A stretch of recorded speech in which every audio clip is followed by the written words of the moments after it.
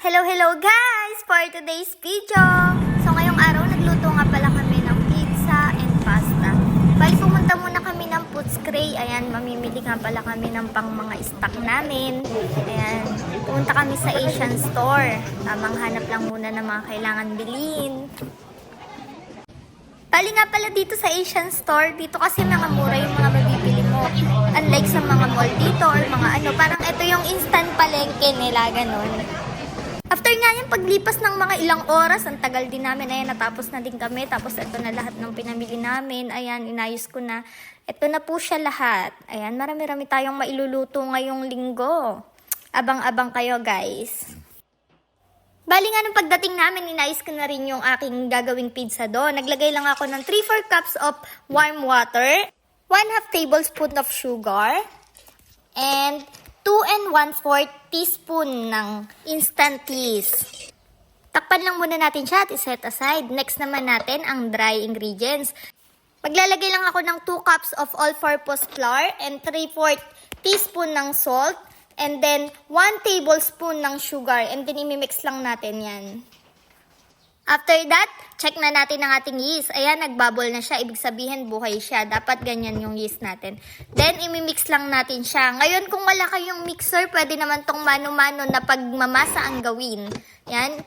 Konti-konti lang yung pagdagdag natin ng flour. Tapos, hayaan lang natin tong mamix hanggang makita na natin yung pagkabuo ng dough niya. Then, ayan nga, okay na ang ating dough. Mamasahin na natin to at magdadagdag lang tayo ng pakonti-konti ng flour para ma-achieve natin yung gusto natin. So, ayan, habang nagmamasa ako ay may nanggugulo. Ayan. Pagkatapos ng pagmamasa, ire-rest na natin ang ating dough. Maglalagay lang tayo ng konting mantika. Tapos, ire-rest natin siya ng mga 30 to 40 minutes. Kailangan mag-double size siya. Yung nabubutas. Kailangan mo. Hindi yung nabubutas, lumabalik yun. At eto na nga, nag-double size na ang ating dough at pwede na natin siyang gawing pizza. At dahil gusto niyang ma-experience, sige, hahayaan natin siya. Siya daw ang maglalagay ng mga toppings.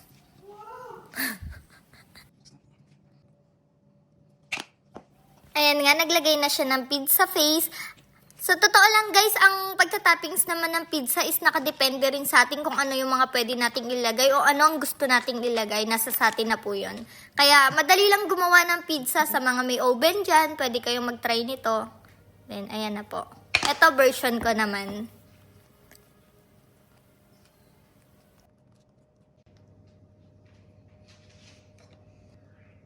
Pagkatapos nga po naming mag-toppings, pwede na natin siyang isalang. Bali, nag-preheat lang ako kanina ng 180 degrees. Tapos, nalakasan lang natin ulit siya ng 240 degrees. At i-bake lang natin siya ng mga 20 minutes. So, ayan. Luto na po ang ating pizza. Yum!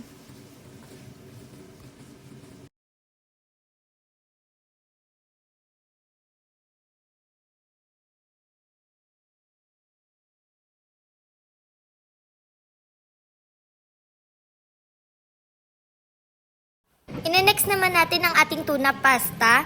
Bali, pakukuluan lang muna natin ngayon ng pasta.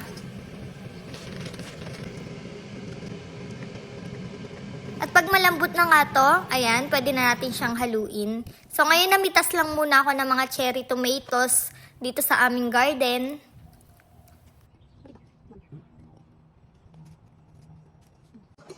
Magre-ready na nga rin ako ngayon ng aking mga gagamitin.